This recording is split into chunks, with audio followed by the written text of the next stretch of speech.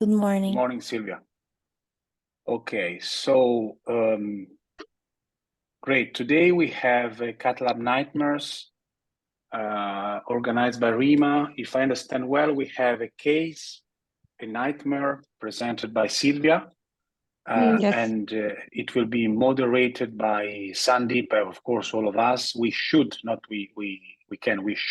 interrupt at any time, asking questions, argumentations, and all of that. This is the way we would like to have this activity in the next future. So if you are ready, Sylvia, I would like to leave you the podium. Do you have the, let me see, yeah. Now you can share your screen. Please, Sylvia. Okay, thank you. Good morning. So who is this? Wojciech, you are at the stadium. You are still at San Siro, or what? Where are you, Wojciech?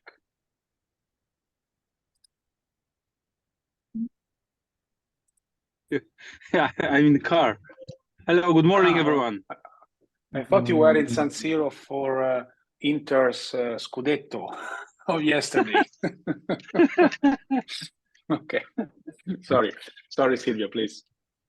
Thank you. Welcome, everyone. I would like to present today the case of 8-year-old male admitted to our hospital due to myocardial infarction without ST segment elevation with multivessel disease and left main disease.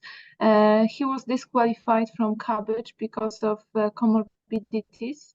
In history, he had STEMI of inferior wall treated with PCI of RCA, heart failure with reduced ejection fraction about 35, atrial fibrillation, hypertension, hyperlipidemia, diabetes mellitus, and nicotine dependence.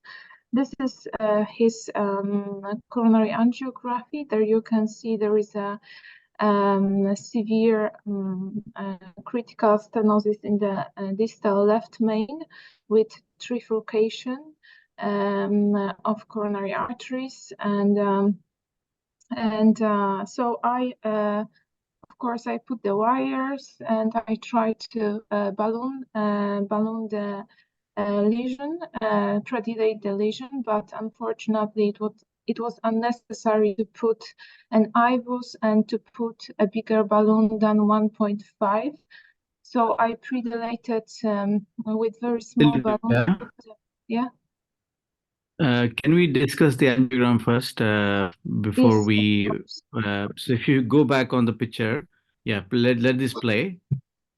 So yes, yeah, play both of them. That's good. And what about the right coronary artery? Do you have the right coronary artery picture? The right coronary was without any significant lesion. It was quite small, but without. So okay, so it's mainly the left system. Yes. So anyone would like to comment on the angiogram other than Sylvia? Obviously, she knows this case very well. So this case, it's it's quite a complex trifurcation, yeah, because we cannot say the involvement. Probably the LED is involved into the distal left main disease. Okay, first option is to consider CABG, at least to discuss with the cardiac surgeon. Then you can manage and discuss eventual contraindications for CABG, and also the patient should be aware of all of the possibilities for revascularization, at least in 2024, I think. Okay, everybody would like to do that. I would like to do that, but I think it's worth to discuss. And the other thing is, so the idea for Amanda, which was your program, your plan at this stage? For Amanda, sorry, for Sylvia.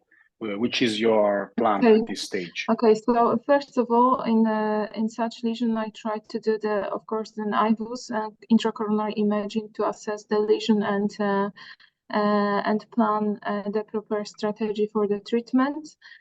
In such cases, when the when we have a trifurcation and the angle of the circumflex artery is quite difficult because so the access to the circumflex artery, I suppose it will be difficult. I decided to do the two-stent technique in this patient, and because of I had a problem with the putting an IVUS and balloons. I But now suppose that Sandeep wanted to understand at this stage which was your plan. So you had already decided to go for a two-stent strategy at this stage before yes. taking intravascular imaging. Yes, I decided. Yes, I decided to use two-stent technique, and because I think that this is the part of the strategy, because I decided to do the rotablation at first, because I saw that there was a significant calcification, probably because I had a problem with the crossing the lesion with balloon and crossing the lesion with IVUS. So probably there is a significance the calcification, and we can see this. There is also a bending, a 90% degree bending versus the LAD. I guess you wanted to the IVUS versus the LAD, and there's a big bending, calcification, a big bending there. So probably that's the reason.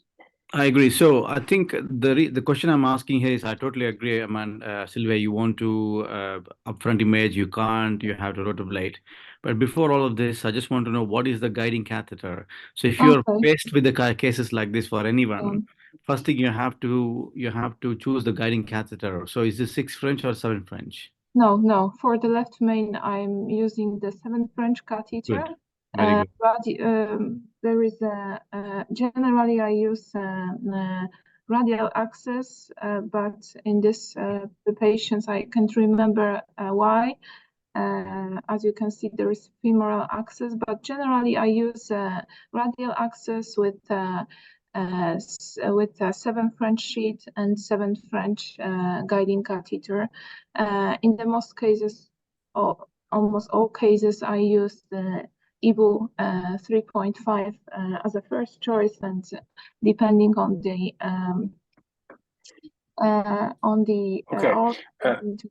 just to have more interaction, I would like to understand very, very fast in a brief response if Antoine and Rima had a different view at this stage of the case. What would you have done? What would have you done? Can I also comment? Yeah, please. Please. Wojciech, sorry. I do. Yes, please. Sylvia, did you have any problem to cross the balloon or not? Yes, I had a problem. Because so lithotripsy in that patient is it could be the problem.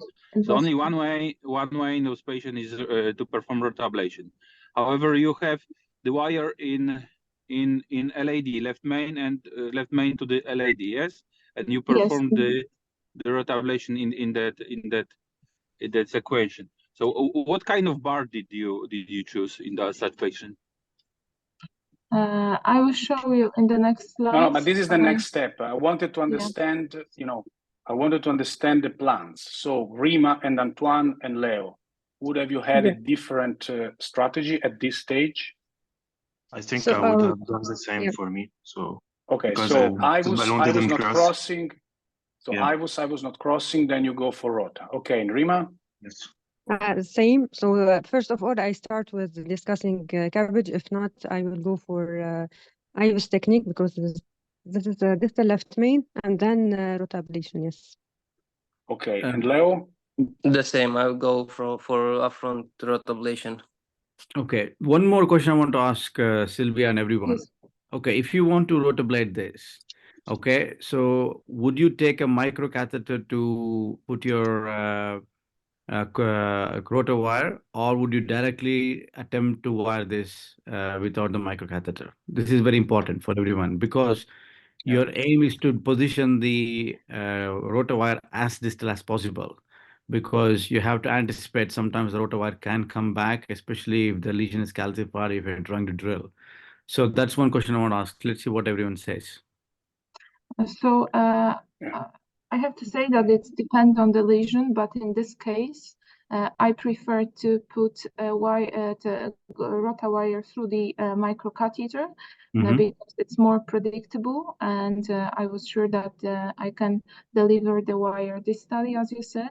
So this is the aim of using the smallest balloon, like 1.5, was to allow introducing the microcatheter because it was impossible before the using the very small balloon. So after the presentation, I put the microcatheter and rotawire.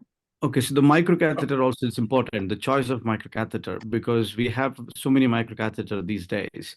But in my practice, if I were to take, I always take a Corsair because I can spin the Corsair. Whereas if you take a Caravel, you cannot spin. You just have to push, and it doesn't have enough push.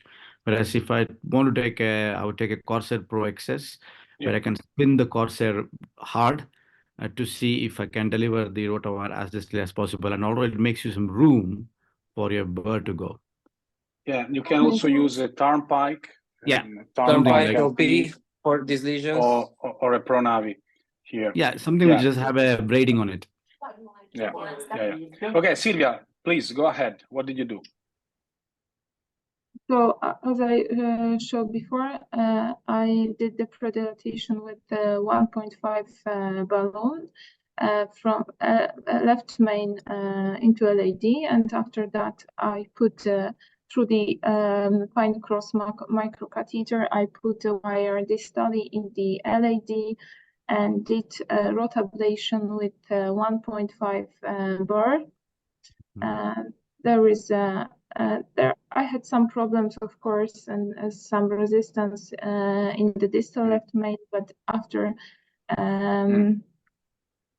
a few times it was successful. So it is effect after the rotablation. There is a flow through the artery without significant dissection. So what do you think? Because, So I was thinking about the next step. I was thinking about the rotablation into the circumflex artery because there was also a severe calcification in the ostium of circumflex artery, and we generally know that the rate of restenosis in left main bifurcation is very high in circumflex artery. But so I think that Sandeep pointed out an important thing. Here you have a very low backup with this guiding catheter. Despite you are femoral, you are 7 French, you have very low backup. So the point here is achieving a high backup, and it is mandatory, meaning 100% using imaging. If you can't use imaging, send the patient to the cardiac surgeon, because this is a trifurcation, distal left main. CABG here is better than PCI, okay? We have seen that from Excel, we have seen from Noble on the mid to long term. And here, the lesion is also highly calcific. So if we want to be comparing the outcome with CABG, we have to use imaging. So this is mandatory. So at the beginning, you are not able to cross with I don't know which type of IVUS did you use, if the Boston or the Volcano, which is more bulky. But step by step, you don't have to forget about doing imaging. So this is my plan at this stage. Do imaging, change the guiding catheter, use a guide extension, whatever, but use imaging. I think here you have drilled the left main to LAD successfully. Am I right, Sylvia? Yes. Yeah. I think here, I know there's a calcification of the intermediate. Yes, you could do you could put the rotawire into the intermediate and do a drill. That's one option. The other option, you could try with the balloon, see if it crosses. You never know. You may have surprise, and you can pass maybe 1.5 or 2 balloon. In which case, you can IVUS and then decide what to do. But anyway, let's see what you've done. Okay. Just a short question. Yeah. Do you ever use the technique of protecting the circumflex and do the rotablation having a guide in the circumflex? I know it's this ping pong method. Some people do it, but to be honest with, I'm comfortable just pulling the wire and doing it in each limb, because you can use ping pong. I know what you mean, but that is I do it in very dominant circumflex because that is more important. But here I think it's okay. Okay. Thank you. Okay, Sylvia, please. So I decided to do rota of circumflex artery with the same circumflex with the bore. That's a huge bending, huh? Yes. It's bend, and also your wire. Look at your wire position. Wire is too proximal. Yeah, agree. Yeah. It was some challenging to put the wire, but after that, I did the rotablation of the ostia of the proximal part of circumflex artery. It was successful without any problems. Okay. And after that, I put the wire into the LAD and circumflex artery. I did the predilatation with 2.5 millimeter balloon. It was successful expansion of the balloon in circumflex artery and LAD as well. Just quickly, Sylvia, if you go back to your two pictures, I think I just want to highlight a quick technical tip back. Yeah, here. So if you're having a difficulty with the wire, what I normally tend to do is I ask the second operator to push the wire while I'm drilling. So it releases the wire and wire goes more distal. I'm so sorry. I don't have a video I didn't store the rotablation, the first pass and the second pass, but the wire was more distally after that. Sure. Okay, no problem. Okay, let's go ahead, please. Yes, so it was a predilatation, and this is a final effect after the predilatation, after the preparing the lesion. There is a flow also in the intermediate artery, so so the effect is quite good. And so you didn't do imaging. Yes,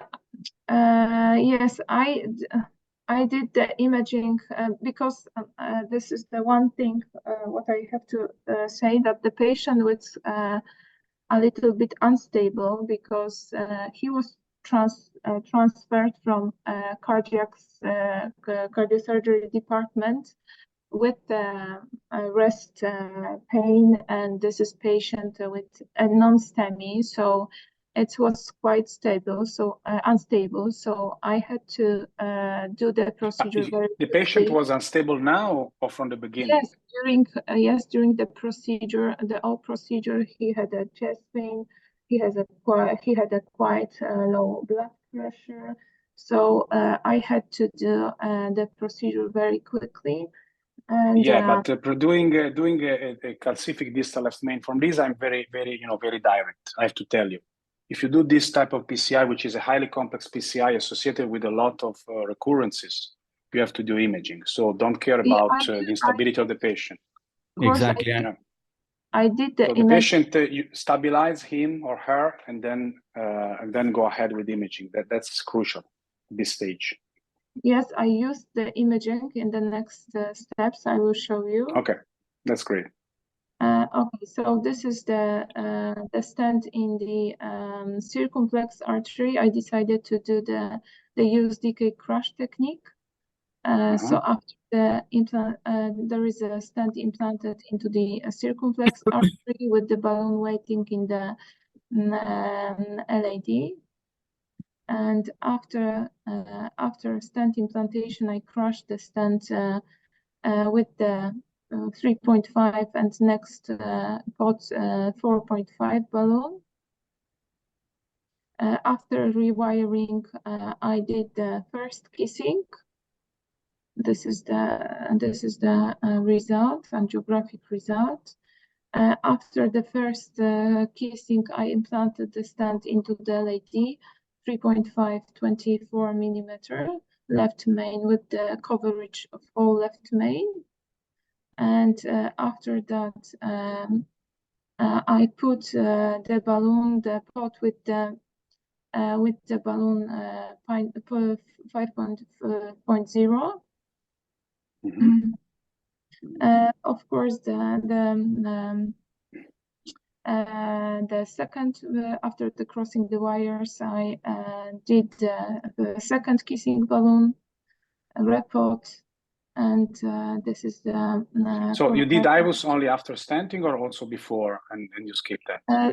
Generally, I because I tried to do the IVUS before the during the procedure also, but it was unsuccessful. Okay. So this was the first IVUS. Okay. Then no, it not so first IVUS, because I did the IVUS, but only the first part of left main. So I had to I could decide about the pod balloon diameter, because I assessed the first segment of left main. So I could take 5.0 balloon, but this is the first IVUS with crossing the whole lesion from the LAD to left main. So let's stop the IVUS and let's see how it looks. So this is the mid LAD. There is, of course, some lesions, some eccentric plaque. There is a calcification, of course, but I decided to minimize the procedure, and the lumen is quite large, so I didn't treat it. And this is the mid segment of LAD, severe calcification. And we are going. You didn't rota there, no? You didn't arrive. No, I did the rota only in the left main and the proximal. Okay, proximal. Okay. LAD. The lumen is quite large here, so I decided to not expand the stenting here. Okay, this is the distal edge of the stent. It looks quite good. There is no distal dissection. So it's 1, 2, 3, 1, 2, 3. So here you use the 3.5, and did you post dilate it here in the distal part or not? I'm so sorry, I can't remember about the post dilatation. Probably. I think it looks okay here. I think it looks okay. Okay, so yeah. How was the area here? The area. I'm sure it's more than 6-7 if you measure it. Yeah, it's quite good expansion at the distal edge. There is no plaque burden more than 50%. There is no edge dissection. The expansion of the stent here in the proximal LAD, it's quite good. I'm sorry. Okay. And there was an osteo of the circumflex artery and the left main, and expansion of the stent in the left main. It looks very good. There is a very small protrusion into the aorta, but it's very, very short. So there is a stent. Okay. Okay. So I think the result in IVUS, it's quite good. This is the final angiographic results. Yeah, as a perforation. Yeah, and after the removing the wire, I saw the perforation in the distal, very distal perforation in LAD. Yes. That's a wire perforation, yeah. Yes, that's a wire perforation. It's very difficult to say. It was a rota wire on Sion blue wire. This is the Sion extra support wire, because after the rota wire, rota ablation, I generally use extra support wires. So it was Sion extra support. So in the first stage, I put the balloon proximally to the perforation with the low pressure 2.5 to close the artery, and I maintained the balloon quite long time several sessions for several minutes, but after the balloon, the perforation and the leakage of the contrast maintained. So for how long did you inflate the balloon? Oh, I can't exactly remember, but it was many times for several minutes. So it's like 10 minutes or 2 minutes every time? Yes, it was so every time 10, 15 minutes. But did you do an echo? Echo in is there a pericardial effusion? Yeah, of course we did echo. There was some yeah, at this stage is not, it's not worrisome. If you put the balloon immediately, you put the wire and the balloon immediately, it's not gonna have tamponade. Yes, but we controlled the situation, and the next stage I decided to put the microcatheter distally in the artery and try to embolize the artery with fat, autologous fat from the femoral axis. But unfortunately it was also unsuccessful attempt. And after that, patients developed cardiac tamponade with effective decompression of the pericardial sac. So, so now I want to understand. So you inflated the balloon wasn't able to seal the distal perforation. It may occur also according to the anticoagulation, ACT. You probably checked the ACT. And then you decided to embolize. So you kept the balloon inflated, you put a parallel wire, you put a microcatheter, okay? Each step here is very important to understand. So you have to keep the vessel closed for almost all of the time. Yes, that's right. And why did you decide to do the embolization of the fat instead of a coil, for example? It was the easier attempt as a next choice, but as I will show in the next step, I also used the coil. But as a first attempt, I decided to use the fat because I have an access, femoral access. I had a microcatheter, so I tried to do it. But as you said, I put the second wire, parallel wire with a microcatheter distally, as you see here, but I kept the balloon because of the leakage was quite significant because the cardiac tamponade developed. So after that, because the embolization was unsuccessful, I decided to use a coil. So as you can see, I introduced the parallel wire and the special microcatheter for coil embolization. I kept all the time the balloon to stop bleeding. And which microcatheter did you use for coil embolization? So you didn't use the fine cross? No. This is a special dedicated microcatheter for the coil. Okay. So yeah. So it's a coil that comes out with this dedicated microcatheter. That's right. Okay. Okay, and I put 4 coils distally because of the maintaining the contrast leakage.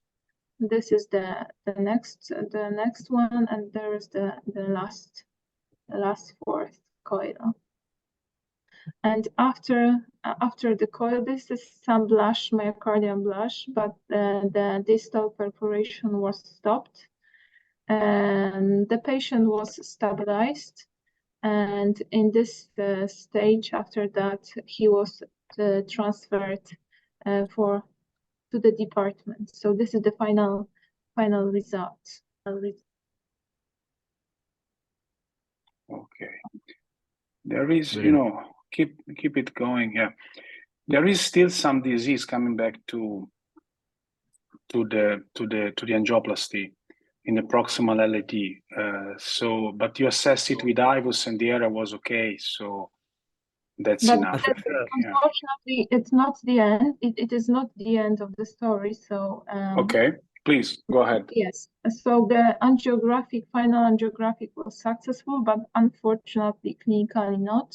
So after 4 hours, the patient deteriorated due to reaccumulation of pericardial fluid and tamponade. So sorry, just to be didactical for all of the other fellows. So you brought the patient back to the ICU. You told them, okay, had a nice PCI. I was guided. Then we had a perforation. We managed that. Unfortunately, we didn't manage that with a fat embolization. So after that, it occurred a tamponade. We had to do pericardial drainage, and then we had to put the coils. And then you asked them to do a follow-up echo every how many hours? The patient was monitored every hour, every half. 30 minutes. It's okay. In the first stage, in the first 2 hours, the patient was monitored very often, every about 30 minutes, and it was okay. There is no is no signs of tamponade. So. And did you use protamine here at this stage during at the end of PCI and bringing him back to the ICU or not? No. No protamine. Okay. No, without the protamine. Yeah. All right. Okay, and unfortunately, after 4 hours, there was increase of the liquid in the pericardial sac, and the patient developed tamponade one more time. We tried to puncture the pericardial sac one more time because the drainage of the pericardial sac was occluded and it was no active open, so we have to remove the old one and try to puncture the pericardial sac one more time, but it unfortunately it was ineffective. Cardiac arrest in the mechanism of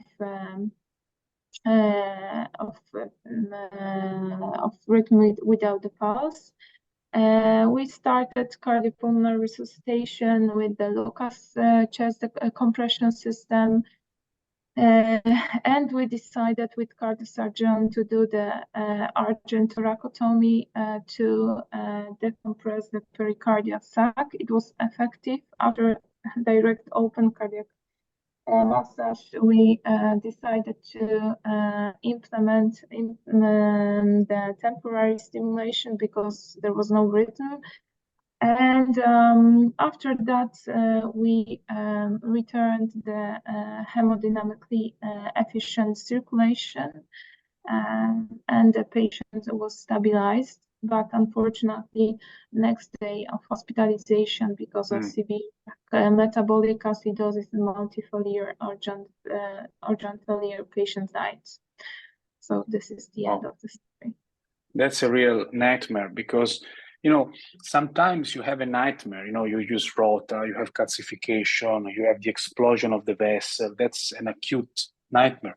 This was a PCI which was managed not easily. It was a complex PCI, but well. And then you have a distal perforation, which is usually not very worrisome. But that distal perforation did go versus a progressive deterioration, a recidivant pericardial effusion, tamponade, and then that's our job actually. That's so very bad. Sandeep, what do you think? Yeah, this is just a bad luck. I'm very sorry for you, Sylvia, because you did a great job in treating the actual lesion, and unfortunately, there may be in residual perforation. Just one, obviously, these are all in hindsight. We always ask questions in hindsight, but I understand, you did everything. When you put the coil, did you inject from a microcatheter in the distal LAD just to make sure that the coil is completely sealed the perforation? Because from my understanding, coil never seals it straight away. So what I tend to do is like what you did, you inflate a balloon, deflate the balloon, put the coil, and then you inflate the balloon again for another 10-15 minutes. And then before you close, you inject through the microcatheter in the distal LAD just to make sure that the complete seal has happened. If complete seal has happened, then that's fine. But sometimes you tend to see some micro bleed. Then in which case you have to put additional coil or maybe do a bit more balloon tamponade, reverse the heparin. Yeah, these are the things you could do. That's a good hint. Can you come back to the angiography after coil positioning? So maybe from the guiding catheter, we can see if there is still some bleed or not. But you should do it locally with a microcatheter. Yeah, there is still some bleeding here, and probably this is a micro bleeding, and you never know after 30 or 60 minutes if that gets worse. You don't know because the patient is in the ICU, then the tamponade comes back. And then you were also unlucky because you had a closure of the drainage that you left. So, yeah. Yes, that's right. But yes, it's a good point.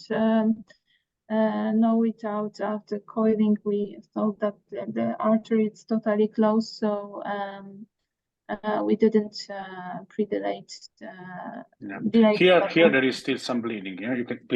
You can see the contrast going more proximally to the coils going into the pericardial space. But we thought you're thinking about this segment. We thought there is a rather, because there was no perforation before and there was a balloon inflated here, so we thought there is some myocardial blush. But it's very fast. When your contrast is arriving, now it's cut. The angio is cut, but it seems I would suspect still some perforation there, because mostly with the rota Y, which is at 0.09, you never know if it goes in a side branch, then it goes down. You can also have two perforations here. I don't know. So that's a possibility at least. Yeah, of course it's possible, but the perforation was localized somewhere here more distally, and there is it's difficult to assess. Yes, because the blush is in a larger area. If you have the blush, because you do nitrates, you do whatever, it's in larger. That's very localized one. So at least I'm not sure, but at least I would suspect here another perforation. Yeah, we were looking at this segment of the artery, and I have here only two projections, but we are considering this segment, and we thought we decided it's rather myocardial blush than bleeding. So, and I think that if it was the bleeding, I think the patients will develop the tamponade earlier than after 4 hours, because during the 4 hours there is no liquid in the pericardial sac, and after the bleeding returns. So if it will be active bleeding for over these 4 hours, I think we will observe increasing the amount of the liquid in the pericardial sac. Yeah, but you never know. You can have some immediate reopening of the hole. Yeah, it's not something only progressive. It could be progressive, but it can also be because for example, the patient comes to the ICU with a low blood pressure, then they increase it, and then they use some drug for that. Then blood pressure goes to 180, whatever, 160, and then the bleeding starts again after 2 hours. So this is why it's so important to monitor very closely these patients with for example, did you leave any invasive blood pressure monitoring with a femoral or any other access? So this is very important also. Yes, of course. We are monitoring the patients with May I ask one question, please?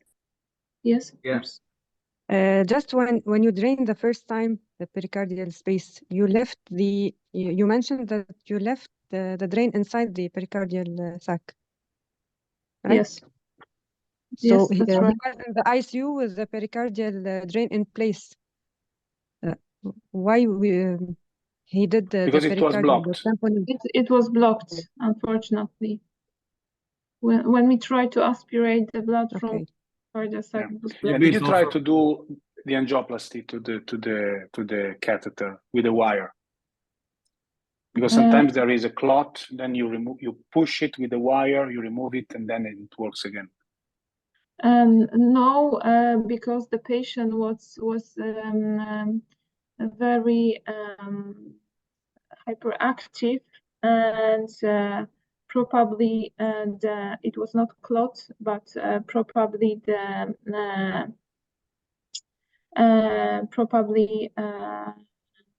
the sheet was. You mean it was dislodged? You mean? Yeah, that's right, from the pericardial. Okay, so that's another thing. It's not closed, but it's dislodged. Yeah. Okay. We are not sure, of course, but it looks like it changed. So you didn't bring the patient back to the fluoro just to see the positioning of the pig?